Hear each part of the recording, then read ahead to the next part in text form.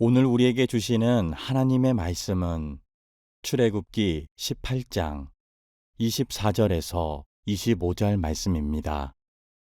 이에 모세가 자기 장인의 말을 듣고 그 모든 말대로 하여 모세가 이스라엘 무리 중에서 능력 있는 사람들을 택하여 그들을 백성의 우두머리 곧 천부장과 백부장과 50부장과 10부장을 삼음에 아멘. 오늘 설교를 하면서 여러분에게 이런 질문을 하나 해보겠습니다. 현재 여러분 가정의 행복도를 10점 만점 기준으로 하라고 하면 몇 점을 여러분은 주실 수 있습니까? 어떤 분은 좀 넉넉한 점수를 주고 싶은 분도 있을 거고, 또 어떤 분은 글쎄 지금 우리 가정의 행복도를 넉넉하게 줄 수 없는 상황과 마음이 있는 분도 있을 거라고 생각합니다. 미국의 한 리서치 기관에서 17개 선진국 19,000명에게 물었습니다. 당신의 삶을 의미 있게 만드는 게 뭡니까? 국가와 문화와 인종을 초월해서 질문을 했더니 압도적인 1위가 가족이라고 대답을 했습니다. 대부분의 사람들은 행복한 삶을 위해 제일 중요한 게 가정의 행복이라고 말합니다. 그런데 그렇게 말하고 목표를 갖지만 정작 우리 가정의 행복은 저절로 이루어지지 않습니다. 어느 가정이든 겉으로는 멀쩡해 보이는데 그 속으로 들어가 보면 깊은 갈등, 상처, 남이 보지 못하는 아픔들이 많이 있습니다. 우리가 행복하려면 가정이 행복해야 되는데 도대체 어디서부터 이 일을 위해서 시작할 수 있을까? 건강하려면 기초 체력이 있어야 되듯이 행복한 가정을 세팅하려면 출발점이 있어야 될 텐데 행복한 가정을 꿈꾸는 우리들에게 시작을 어디서 어떻게 해야 될까? 이런 질문과 함께 출애굽기 18장의 모세와 그 장인 이드로와의 관계를 통해서 행복한 가정의 출발점은 여기서부터 시작하자, 이런 말씀을 나누고 싶습니다. 처가에서 양치기를 하던 모세가 어느 날 하나님이 강권적으로 부르셔서 종살이하고 있는 동족들을 구해내기 위해 이집트로 갑니다. 그리고 그들을 극적으로 다 데리고 나와 가나안을 향해 가며 광야를 행진하고 있었습니다. 말로 다 표현할 수 없는 어려운 순간들이 많았지만 특히 아말렉과의 전쟁에서 이기고 드디어 모세의 일행은 시내 산쯤에 도착을 합니다. 이때 사위가 이스라엘 민족을 이끌고 시내 산쯤에 왔다는 이야기를 저 광야에 살고 있던 모세의 장인이자 미디안 족속의 제사장인 이드로가 소식을 듣습니다. 그리고 자기 집에 있었던 모세의 아내와 모세의 두 아들을 데리고 장인인 이드로가 모세를 찾아갑니다. 너무 오랜만에 아내와 아들들을 만난 모세는 자기 대신 자기의 가족들을 돌봐준 장인에게 정말 진심으로 감사하지요. 그래서 머리를 숙여 큰 절을 하고 그동안 보고 싶었던 가족들에게 안부를 전한 뒤에 정중하게 자기 장인 이드로를 자기 텐트에 모셔요. 그리고 밤이 새도록 두런두런 이야기를 나눕니다. 오랜만에 만난 사위와 장인은 밤이 새도록 무슨 이야기를 나눴을까요? 가장 기본적으로 그동안 어떻게 지냈는지 안부를 물었을 것이고, 또 각자 그동안 고생하고 살아왔던 자신들의 경험담을 또 나누었을 것이고, 그리고 가족들의 안부를 물었을 것이고, 뭐 이렇게 보통 사람처럼 당연한 이야기를 주고받았을 것이에요. 그런데 오늘 성경은 그들이 나눈 많은 대화 가운데 딱 한 포인트를 찝어서 우리들에게 성경이 의도적으로 소개하는 구절이 있어요.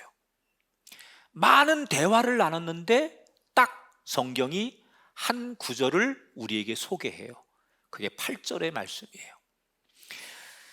모세가 여호와께서 이스라엘을 위하여 바로와 애굽 사람에게 행하신 모든 일과 길에서 그들이 당한 모든 고난과 여호와께서 그들을 구원하신 일을 다 그 장인에게 말하매.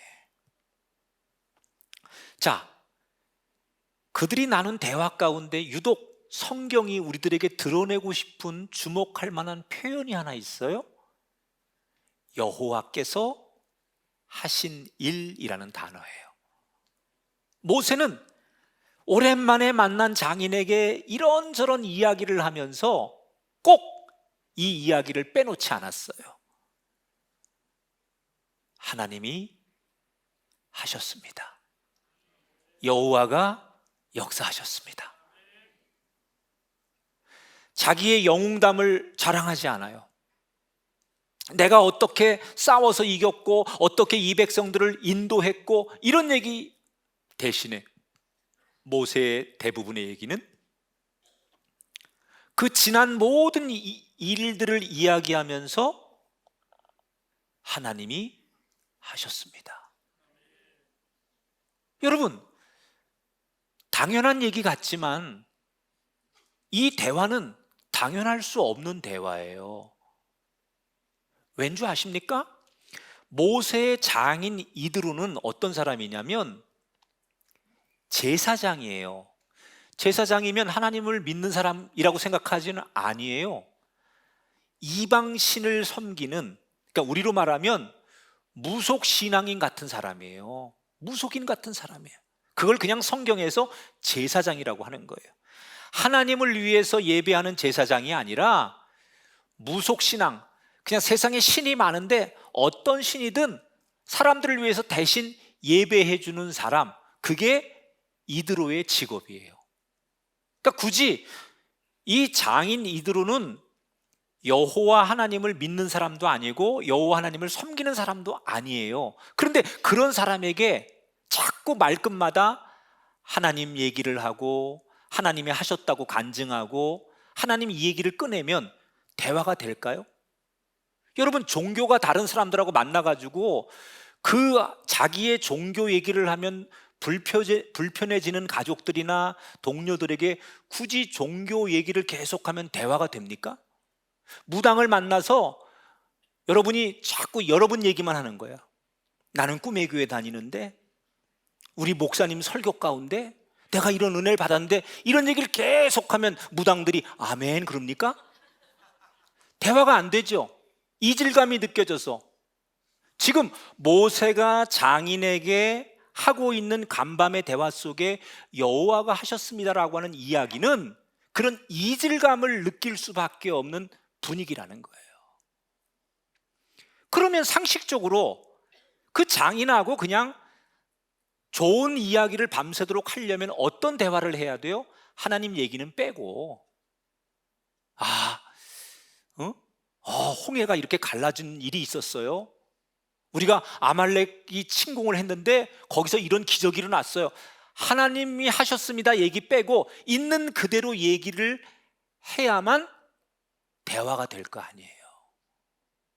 그런데 모세는 불편할 텐데 왜 굳이 여호와가 하셨다고 말끝마다 강조를 한 걸까? 두 가지 이유가 있습니다. 첫째는 하나님을 모르는 장인 이드로에게 자식으로서 하나님을 소개하고 싶은 거예요. 두 번째, 그래야만 우리 가정이 비로소 하나의 가족이 될 수 있다고 생각한 거예요. 그래서 의도적으로 거북해하고 익숙하지 않은 장인에게 하나님이 하셨습니다, 여호와께서 하신 일입니다 라는 얘기를 모세는 자꾸 하는 거예요. 그랬더니 어떤 결과가 왔느냐? 자꾸 사위로부터 그런 간증과 이야기를 들은 장인이 조금씩 얼굴의 표정이 밝아지더니 자기 입으로 고백을 하는 거예요. 자네 얘기를 들어보니 모든 신 가운데 가장 위대하고 진짜 신은 여호와 하나님일세. 내가 많은 신들을 섬기고 그들에게 제사를 지내지만 내가 알고 있는 신 가운데 자네의 하나님이 여호와가 가장 위대한 신인 것을 나도 인정하네. 그러더니 이 장인이 모세와 아론과 이스라엘 장로들 보는 앞에서 공개적으로 나도 하나님을 믿습니다, 나도 하나님을 찬양합니다, 이렇게 하나님을 자기 입술로 공개적으로 고백하고 나서 그들이 함께 식사의 자리에 참여를 했다는 거예요. 여러분, 이 과정이 성경이 뭘 말하고 싶은 거냐? 우리는 가족 그러면 한 집에 살면 가족이고, 같은 피를 타고나고 우리가 어떤 그 공동체를 형성하면 가족이라고 하고, 식탁에 둘러앉아서 밥을 먹으면 가족이라고 말하지만 엄밀히 말해서 그건 진정한 가족일 수 없어요. 진정한 가족은 한 마음이 돼야 가족 아닙니까? 한 상에 둘러앉아 밥을 먹지만 각자 생각하는 게 다르고 각자 자기의 주장이 다르고 각자 다른 곳을 바라보고 있다면 한 공동체 울타리 안에 둘러앉아 있지만 그거는 진짜 가족이 아닌 거예요. 그런데 지금 모세와 장인 이드로가 식탁에 둘러앉았을 때는 어떤 모습이에요? 한 하나님을 같이 위대한 신으로 고백하고 진짜 살아계신 역사하시는 하나님임을 함께 인정하고 둘러앉았기 때문에 비로소 모세와 이드로는 남은 가족들과 함께 진짜 가족이 됐다는 것을 의미하는 거예요. 여러분, 모세와 이드로가 오랜 시간 떨어져 있었어요. 서먹서먹했어요. 처가살이를 할 때도 모세와 이드로는 서로가 믿는 신이 달랐기 때문에 진짜 하나가 되지 못했어요. 그런데 어느 순간 이제는 장인도 사위도 나머지 자식들도 진짜 끈끈한 가족이 됩니다. 그 가족이 되는 분기점이 어디냐? 혈연이니까 가족이 아니라, 남들이 가족이라고 부르니까 가족이 아니라 온 가족이 어느 날 함께 여호와 하나님을 인정하고 그분을 경배하고 그분을 찬양할 때 비로소 그들이 한 상에 둘러 앉아 식사하는 한 가족이 됐다는 거예요. 성경은 그걸 말하고 싶은 거예요. 저는 오늘 이 예배에 참석해서 이 설교를 듣는 많은 가족들에게, 가정에게 이 이야기를 꼭 해주고 싶어요. 목사님, 어떻게 하면 행복한 가정을 만들 수 있습니까? 저도 그런 가정을 이루고 싶습니다. 어디서부터 그런 가정을 우리가 이룰 수 있는 겁니까? 그렇게 질문을 하면 전 이렇게 대답할 거예요. 그 시작은 하나님을 우리 가정의 주인으로 모시는 것으로부터 시작해야 된다. 온 가족이 하나님을 나의 아버지로, 하나님을 내 인생의 주인으로, 하나님을 우리 인생의 길잡이로 같이 모시고 같이 고백하고 같이 공유한다면 그때부터 우리 가족은 한 가족이 되고 그것으로부터 우리 가정은 행복해질 수 있다.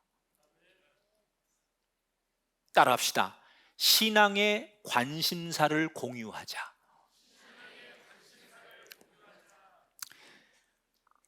가정에서 가족들이 하나가 되려면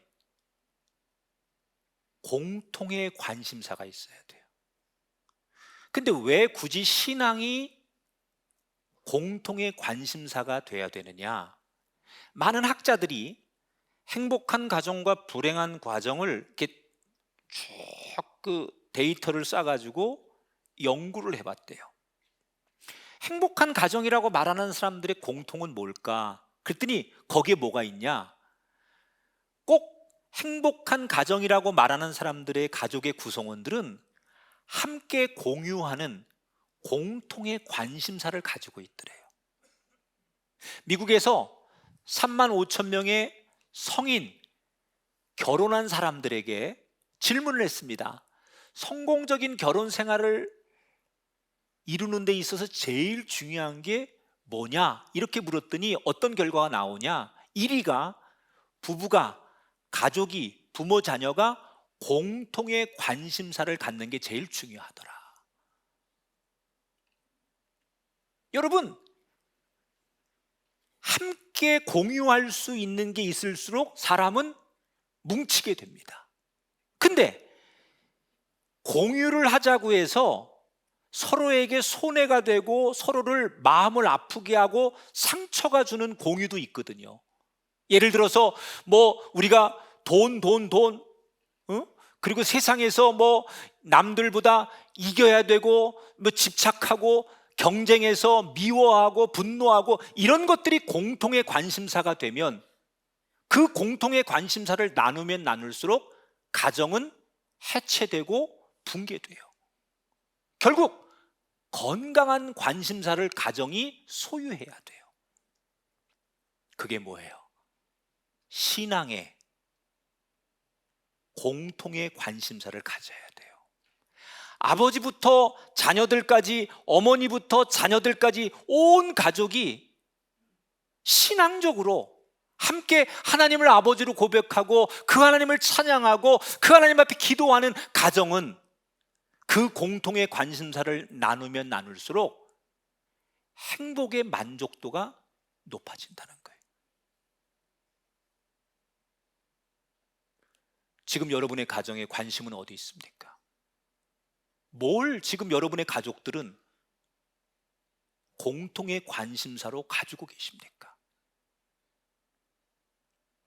왜 오늘 성경의 그 많은 이야기들 가운데 딱 한 구절을 뽑아가지고 모세가 하나님이 하셨습니다, 장인어른 하나님이 인도하셨습니다, 이렇게 모세가 나눈 그 밤새도록 나눈 수없는 대화 가운데 성경은 그 모세의 하나님이 은총을 주셔서 가능했습니다 라는 이 말을 오늘 우리들에게 소개하는 걸까?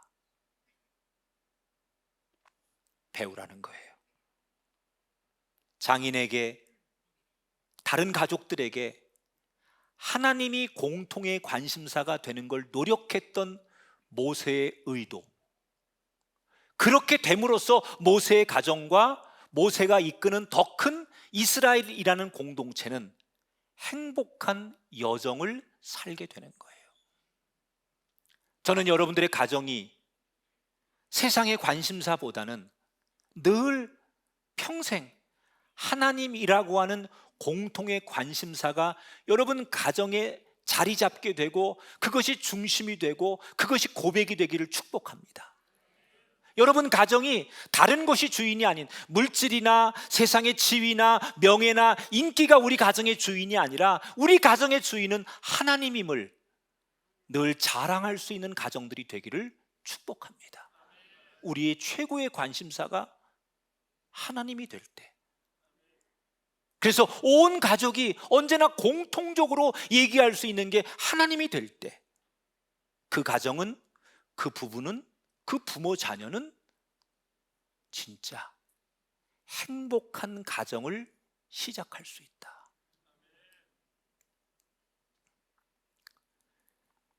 제가 지난주에 어떤 분을 만났는데 이분이 자기는 매주 빼놓지 않고 설교를 찾아서 듣는 몇 분의 목사님이 있는데 그 중에 1번이 김학중 목사래. 이런 표정들 너무 싫어. 너무 고맙죠? 아니 정말 많은 분들이 우리 예배를, 이 설교를 많은 분들이 보고 들어요. 그 이분이 자랑하는 거예요. 목사님 몇 월 며칠 날 무슨 설교하시고 저는 목사님 설교를 다 빼놓지 않고 다 시청한다는 거예요. 그러면서 자기는 우리나라의 유명한 설교가들의 설교를 몇 분 거를 항상 빼놓지 않고 듣고 은혜를 받는데요. 그래서 이분 대단하신 분이다 이렇게 생각을 하면서 뭐 대화를 이어가다가, 그런데 자기는 그냥 은혜를 그 유명한 설교를 듣는 것으로 받지 자기가 직접 뭐 성경을 읽거나 큐티를 한 적이 없다는 거예요. 그래서 내가 깜짝 놀라서 그분한테 그렇게 은혜 받는 거 잘못된 겁니다. 물론 목사님들 설교 잘하는 분들의 설교를 듣는 것도 은혜가 되지만 선생님 생각해 보십시오. 목사도 예수님 얘기를 듣고 그거를 받아서 전하는 겁니다. 그런데 성경은 예수님이 직접 말씀하시는 거고 예수님이 직접 설교하시는 거고, 성경을 읽는다는 것은, 그 말씀을 큐티한다는 것은 예수님께 직접 직강을 듣는 겁니다. 목사들도 아무리 유명한 목사라도 그 예수님의 얘기를 듣고 또 다른 사람의 얘기를 들어가지고 그걸 듣고 그래서 설교를 하는 건데, 아무리 유명한 목사가 설교를 잘해도 예수님이 직접 말씀하시고 직접 강의하는 것만큼 더 좋은 게 어디 있겠습니까? 선생님 잘못된 겁니다. 목사님들의 설교 덜 보셔도 되니까 직접 성경을 보십시오. 그게 선생님의 신앙의 여정을 건강하게 만드는 겁니다. 그랬더니 이분이 그런가요? 여러분, 우리가 가끔 이런 거 놀이하잖아요. 무슨 문장을 하나 주고 이 문장을 귓속말로 전하고 전해서 한 10사람쯤 가면 처음에 준 그 문장에서 전혀 맥락이 다른 말을 저 뒤에 있는 사람이 해. 하나님이 우리에게 말씀하신 것을 여러분이 직접 듣고 직접 씨름하지 않고 자꾸 이렇게 목사님의 설교만을 듣는 걸 좋아하고 그걸로 만족하시면요, 나중에 하나님이 원래 말씀하시고 예수님이 말씀하신 의도와는 전혀 다른 쪽으로 여러분이 말을 하거나 생각할 가능성이 있기 때문에 설교는 제 설교만 들으시고 성경을 보세요. 우리 교인들 가운데도 정말 평생 성경 한 번도 안 읽으면서 몇십 년을 신앙생활 잘하고 있다고 자부하는 분들이 있다면 여러분의 관심사가 잘못된 거예요. 하나님 말씀을 마음에 담을 수 있어야 돼요.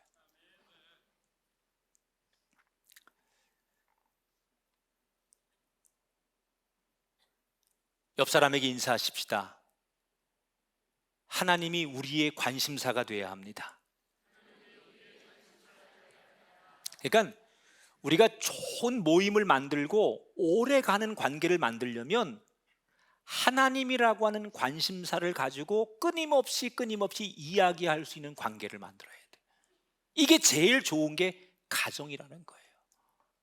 부모와 자녀 사이에 온 가족들이 틈만 나면 하나님이 어떻게 나에게 일하셨고 어떻게 은혜를 주셨고 어떻게 내 기도에 응답하셨는지 그것을 공통으로 나누는 가정이 되고 그것이 우리 삶의 일부분이 되기 시작하면 그 가정은요, 돈이 없어도 육신적인 어려움이 와도 때때로 인생을 살다가 어려움을 만나도 그 공통의 관심사가 있기 때문에 그 가정은 무너지지 않는다는 거예요.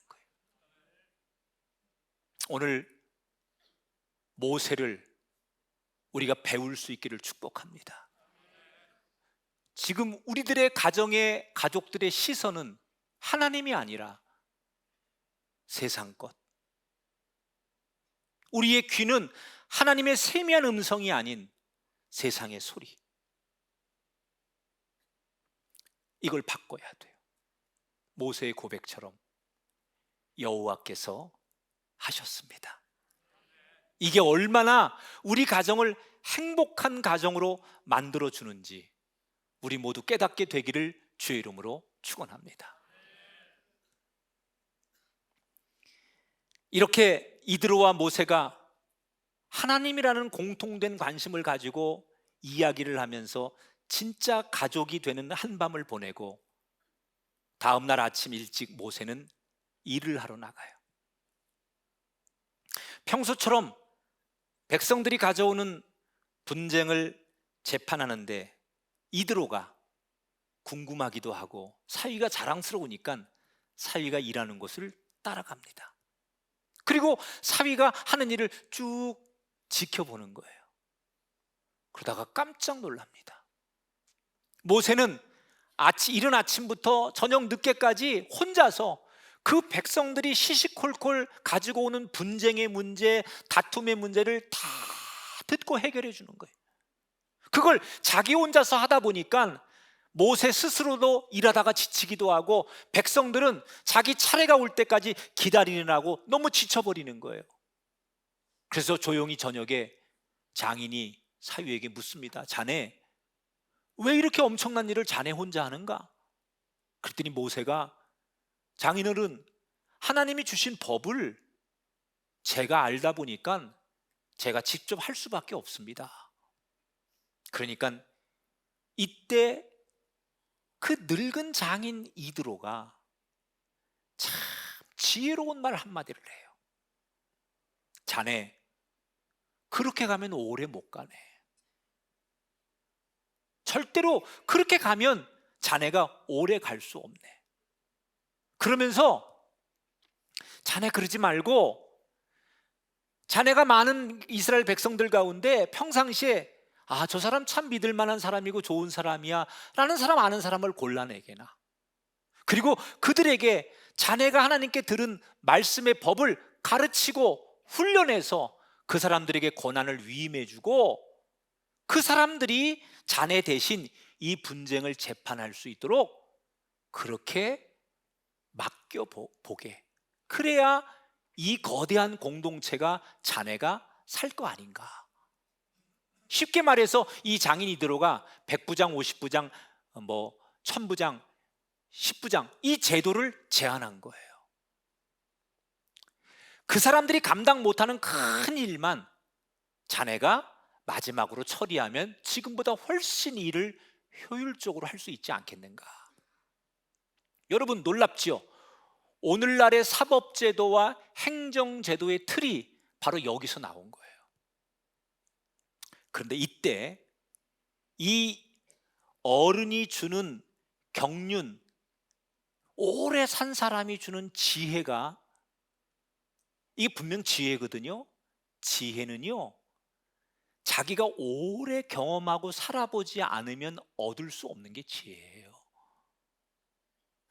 오늘 이 시대는요, 지식이 없어 망하는 게 아니라 삶의 지혜가 없는 거예요.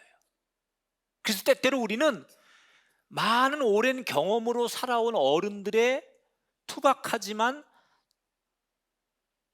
딱 한마디 툭 던지는 삶의 지혜를 때때로 담을 수 있는 그런 젊은 세대가 돼야 돼요. 모세가 그 투박한 촌동네에서 온 노인이 던진 이야기를 어떻게 받아들일까? 만약에 우리가 모세라면 대부분의 사람들은 장인의 그 조언을 이렇게 받아들였을 것 같아요. 아니, 시골에서만 살다 온 노인이 지금 이 수백만을 이끌고 있는 이스라엘의 사정을 전혀 모르고 하는 얘기니까 그냥 착한 사위 같으면 예, 제가 잘 참고하겠습니다 이렇게 건성건성 대답을 하거나, 아니면 대놓고 장인어른, 이건 지금 양 몇 마리 키우는 게 아닙니다. 응? 장인들은 어디 가서 그런 얘기하면 괜히 젊은 사람들한테 꼰대 소리 들으니까 그런 얘기 하지 마세요. 그리고 그 시골에서 올라온 그 촌스러운 장인의 그 이야기를 그냥 무시하거나 사장시킬 수 있는 가능성이 높아요. 그런데 의외로 오늘 24절, 25절에 보니까 모세가 어떻게 반응을 보이느냐? 이에 모세가 자기 장인의 말을 듣고 그 모든 말대로 하여 모세가 이스라엘 무리 중에 능력 있는 사람들을 택해서 그들을 백성의 우두머리고 천부장, 백부장, 50부장, 10부장을 삼았다. 장인의 말을 귀담아 듣고 그 말을 실행에 옮겼어요. 왜 그랬을까요? 아니, 모세도 분명히 자기 주관과 자기 확신과 자부심이 있었을 거 아니에요. 그리고 다른 사람들이 보고 있잖아요. 그런데 가족이 저 시골에서 올라온, 정말 촌동네에서 올라온 노인이 던진 한마디에 국가의 운명과 시스템을 바꿀 만큼 모세가 그렇게 쉽게 바꾸면 백성들이 볼 때 뭐라고 하겠어요? 여러 가지 난관이 있는 걸 알면서 모세는 왜 그 늙고 초라한 장인의 말을 귀담아 듣고 그 조언을 받아들인 걸까? 이걸 하려면 제일 중요한 게 뭐냐? 경청할 줄 알아야 돼요. 모세는 말을 잘하는 사람이 아니고 듣는 걸 잘하는 사람이에요. 하나님의 부르심을 받았을 때 모세가 거절하죠. 하나님, 저 그럴 능력이 없어요. 특히 저는 말재주가 없어요.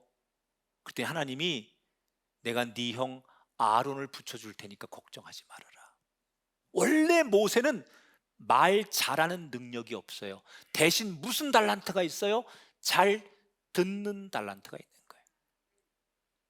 여러분, 좋은 일은 언제 일어나느냐? 상대의 이야기를 진지하게 경청하고 들어줄 줄 알 때 반드시 그 사람에게 좋은 일이 일어나요.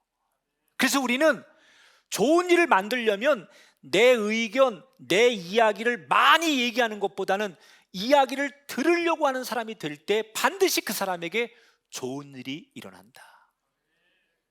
결국 모세는 그 투박하지만 남들이 볼 땐 별것 아닌 촌동네에서 온 나이 많은 늙은 노인이 한 얘기를 들어주는 것으로 이스라엘의 새로운 운명을 맞는 거예요.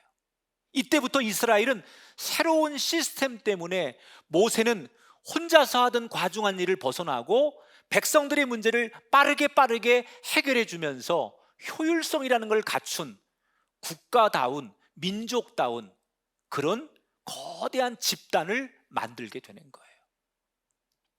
여러분, 모세가 장인이 그런 제안을 했을 때 장인의 말 속에는 모순이 있고 비현실적이라는 생각이 안 들었을까요? 분명히 그런 부분이 있었을 거예요. 내가 생각하는 가치관과 장인이 생각하는 가치관이 분명히 차이가 있었을 거예요. 그럼에도 불구하고 모세는 그 늙은 장인이 하는 얘기를 경청하고 왜 이런 이야기를 하시는 걸까? 의도가 있을 텐데, 좋은 마음이 있을 텐데 그걸 이해하려고, 수용하려고 모세는 노력한 거예요. 이 모세의 태도가 그 가정을 행복하게 만드는 거예요. 행복한 가정이 되려면 오늘 현대인들의 가족들은 가정 안에서 듣는 거를 훈련해야 돼요. 가정이 됐든 우리 사회가 됐든 지금 제일 심각하게 겪는 현상 중에 하나가 뭐냐면 세대 갈등입니다. 여러분, 한 집에 살고 있지만 대화가 단절되고 소통이 되지 않는 불통의 가족들이 얼마나 많아요. 부부가 대화를 안 해. 애들은 자기 방에 들어가서 휴대폰과 대화하고 친구와 대화할지언정 부모와 대화하지 않아요. 그러니까 너무 힘든 게 부모 자녀 간의 소통 단절, 그리고 나이가 먹어가면서 부부끼리 어느 날부터 당신은 당신대로 나는 나대로 완전히 서로가 대화하지 않고 단절된 상태에서 부부로 살아가는 일, 이건 너무 고통스러운 거예요. 그럼 왜 이런 일들이 일어날까? 그 이유는 상대가 내 말을 안 들어준다는 서운함과 불만 때문이라는 거예요. 젊은 세대들은 부모 세대들이 하는 얘기를 아이 뭐 나이 먹어가지고 주책이야, 옛날 얘기나 하고 있어, 이렇게 꼰대 취급하는 거예요. 어른들은 젊은 세대들을 향해서 우리 기성세대를 존중하지 않는다고 서운해하는 거예요. 결국 양쪽 다 뭐예요? 내 말을 안 들어주는 것에 대한 서운함과 불만을 드러내다 보니까 세대 간의, 가족 간의 불통의 시대를 사는 거예요. 다 힘든 거예요. 저희 교회에 어떤 청년이 자기 부모하고 너무 갈등이 있는 거예요. 부모님도 우리 교회를 다니고 이 청년도 우리 교회를 다니는데 대학생 청년이 부모하고 어느 날부터 완전히 대화가 안 되고 너무 자기들 안에 갈등이 있는 거예요. 그 제가 들어보니까 청년을 먼저 만났는데 뭐가 그렇게 힘드냐 그랬더니 자기가 무슨 이야기를 해도 부모의 말은 늘 똑같대. 넌 아직 어려서 몰라. 무슨 얘기를 해도 넌 아직 세상을 몰라. 그러니까 어떤 얘기를 해도 답은 똑같으니까 무슨 얘기를 더 이상 할 수도 없고 대화가 안 된다는 거예요. 또 부모 얘기를 들어보니까 부모는 현실성이 없는 구름 잡는 이야기만 아이가 한다는 거야. 그래서 아무리 노력해도 대화가 안 되고 어느 날부터는 아예 그런 대화조차도 시도하지 않는 너무 갈등이 증폭되어 있는 상태예요. 그 제가 양쪽 다 무슨 제가 전문가는 아니니까 크게 도움이 안 되겠지만 한마디를 툭 던졌어요. 다른 거 하지 말고 규칙을 하나 정해라. 말이 서로 안 된다고 생각하지만 아들이 됐든 부모가 됐든 하고 싶은 이야기를 시작할 때 그 이야기를 중간에 끊지 말고 끝까지 다 들어주는 일을 규칙으로 세워라. 그래서 그 규칙을 가지고 자기들이 해본 거예요. 아이가 얘기를 하면 부모가 그래 너 하고 싶은 얘기 한번 해봐, 끝까지 들어볼게. 그리고 중간에 말을 자르지 않고 아들이 하는 얘기를 듣기 시작하는 거예요. 다 끝난 거야? 예, 하고 싶은 얘기 다 했어요. 그때 부모가 얘기하는 거예요. 그러면 아들도 그 기성세대가 하는 얘기 말 같지 않고 시대에 뒤떨어진 얘기일지라도 약속을 했으니까 끝까지 들어주는 거예요. 그렇게 몇 달을 했더니 어느 순간부터 자기들이 대화가 되기 시작했더라는 거예요. 여러분, 이 가정에 그 갈등을 해소하는 가장 근본적인 요인은 말을 잘하고 무슨 말을 상처가 안 되게 말하고 이런 것들이 아니라 그냥 상대 이야기를 다 들어주는 것에서도 시작이 됐다는 거예요. 들어주다 보니 내가 받아줄 수 있는 것도 있고 이해하고 공감할 수 있는 것도 있더라는 거예요. 저는 오늘 이 시대 젊은이들이 특별히 오늘 어버이 주일을 맞는데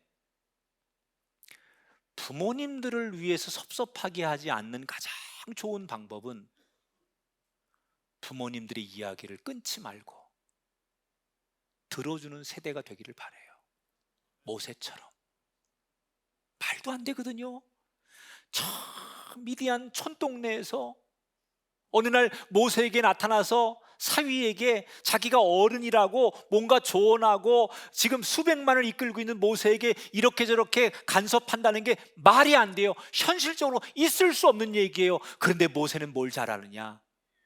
그 사소하고 남들이 볼 때 우스운 얘기 같은 그 이야기를 들어주는 거예요. 들어주는 거예요. 그때 하나님이 놀랍도록 모세의 인생에, 그들의 가정에 행복을 선물해 주셨다는 거예요. 인생은 불투명한 거잖아요. 근데 한 가지는 확실해요. 뭐가 확실합니까? 언젠간 우리 모두 죽어요. 그래서 인생은 일회용이에요. 그런데 언제 죽을지 모르지만 확률적으로 젊은 세대보다는 부모 세대가 먼저 죽을 확률이 높아요. 그 부모 세대를 서운하게 하지 않는 젊은 세대들의 지혜가 뭐냐? 들어주는 거예요.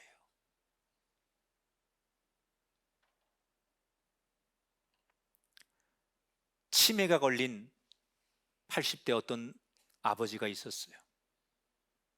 젊은 아들이 어느 날 치매 걸린 아버지를 모시고 공원에 나가 산책을 하고 벤치에 앉았는데 때마침 참새 한 마리가 모이를 쪼아먹고 있었어요. 치매가 걸린 아버지가 아들에게 묻습니다. 저게 뭐야? 아버지, 참새예요, 참새. 조금 지나서 다시 치매 걸린 아버지가 또 묻습니다. 저게 뭐야? 참새요, 참새. 또 조금 있다가 아버지가 저게 뭐야? 세 번째 질문에 아들은 짜증이 났어요. 참새라니까요, 참새. 참새! 아, 빨리 들어가요. 그리고 아버지를 모시고 들어갔어요. 그날 밤 치매가 걸린 아버지가 겨우 잠이 들고 이제 아버지의 유품을 아들이 이렇게 저렇게 정리를 하다가 그 옛날 자기가 어릴 때 아버지가 썼던 일기를 발견하게 됩니다. 그날 일기의 내용은 이런 겁니다. 젊은 아버지가 이 아들이 3살 때 공원을 데리고 나갔어요. 아장아장 걷는 3살짜리 아들이 막 공원을 이리저리 뛰놀다가 참새 한 마리가 앉아있는 걸 보고 아빠에게 묻습니다. 아빠, 이게 뭐야? 참새야. 조금 있다가 이 3살짜리가 또 천진난만하게 묻습니다. 아빠, 이게 뭐야? 참새. 아버지 일기에는 이렇게 써 있어요. 그날 3살짜리 내 아들은 이게 뭐야? 라는 질문을 21번을 했다. 나는 21번 이게 참새야 라고 말하며 너무 행복했다. 내 아들이 21번을 물어올 때마다 참새라고 얘기해주는 그 순간이 너무나 행복했다. 그 아버지의 일기를 보며 그 아들은 죄책감에 치매로 누워 자고 있는 아버지를 보고 펑펑 울었다는 거예요.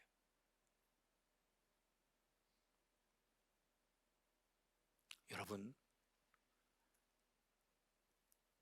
내가 존재하는 건 지금은 늙고 초라하지만 부모님이 계시기 때문에 내가 존재하는 거예요. 부모를 서운하게 하지 마세요.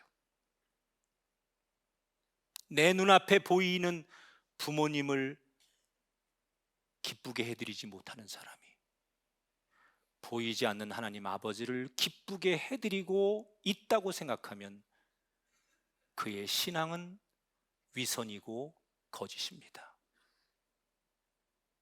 보이지 않는 하나님을 기쁘게 해드리려면 내 눈에 보이는 부모를 서운하게 하지 않는, 때로는 현실하고 동떨어져 있는 얘기일지라도 잔소리처럼 들릴지라도 그렇게 이야기하는 의도가 있을 텐데, 그 말의 단어보다는 그 말을 하려고 하는 의도가 있을 텐데, 그 내용을 파악해서 모세처럼 그저 그 어른들이 던지는 말을 귀찮아 듣는 사람이 아니라 의도를 들어주고 그것을 받아줌으로 내가 복을 받는, 그리고 행복한 가정을 이루는 아름다운 삶이 되기를 바랍니다.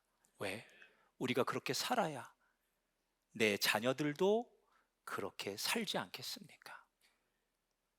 행복한 가정 저절로 이루어지지 않습니다. 노력하고 애쓰고. 다만 우리가 쉽게 배우려면 샘플이 필요하니 모세를 배워 우리 가정이 신앙의 관심사를 공유하는 가정, 서로의 말을 경청하고 이해하고 좀 참고 기다리는 그것을 통해서 하나님이 부어주시는 임마누엘 가정의 행복을 누리는 모든 성도들 가정이 되시기를 주의 이름으로 축원합니다.